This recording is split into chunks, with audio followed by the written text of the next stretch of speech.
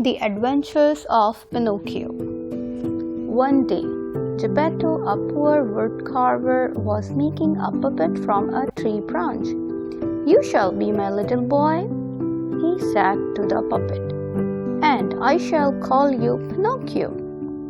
He worked for hours, carefully carving each detail.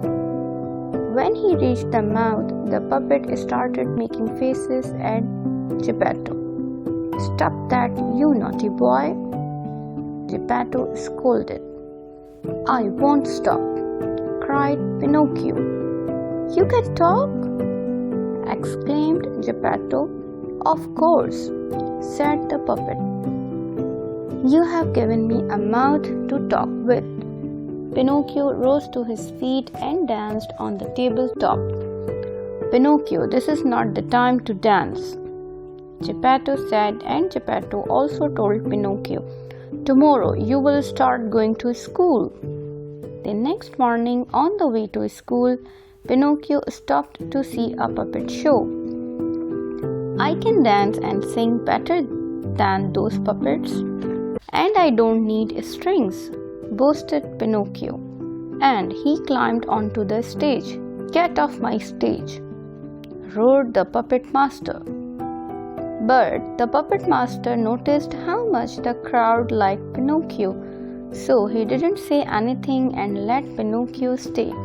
"Here you have earned 5 copper coins. Take these coins and go to your home," the puppet master told Pinocchio. Pinocchio put the coins into his sack. He did not go very far before he met a lame fox and a blind cat.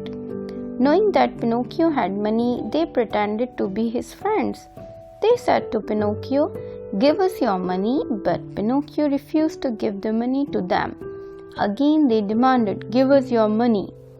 Meanwhile, a fairy who was watching these entire goings-on sent her dog, Rufus, to chase the fox and get away.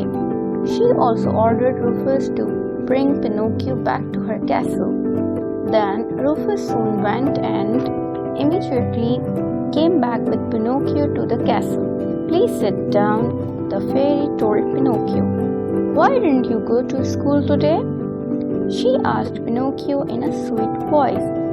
"I did," answered Pinocchio. Just then, his nose shot out like a tree branch. "What's happening to my nose?" he cried.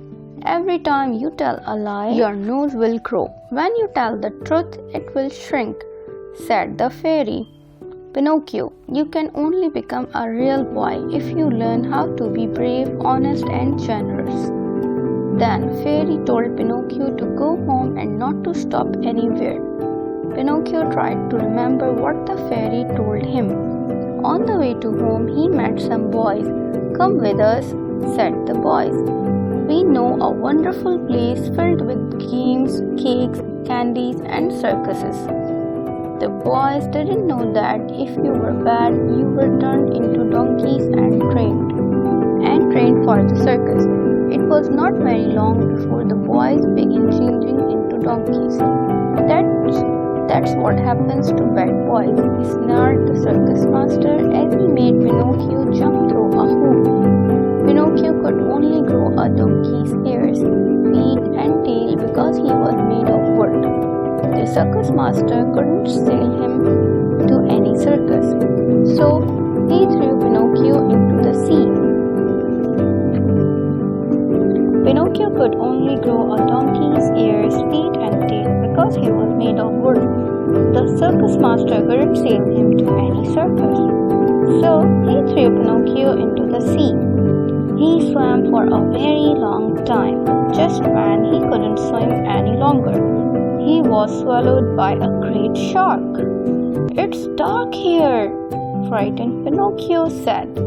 Pinocchio kept floating deep into the shark's stomach, who's there by the light, called Pinocchio, his voice echoing. "Pinocchio, is that you?" asked a tired voice. "Father, you are alive!" Pinocchio shouted with joy. Pinocchio held Geppetto built a big raft that would hold both of them. When the raft was finished, Pinocchio tickled the shark. "Hold tight, father. When he sneezes, he will blow us out of here," cried Pinocchio. Hence, they managed to come out of Shark's stomach and returned safely to their home. "Pinocchio, today you were brave, honest, and generous," Geppetto said.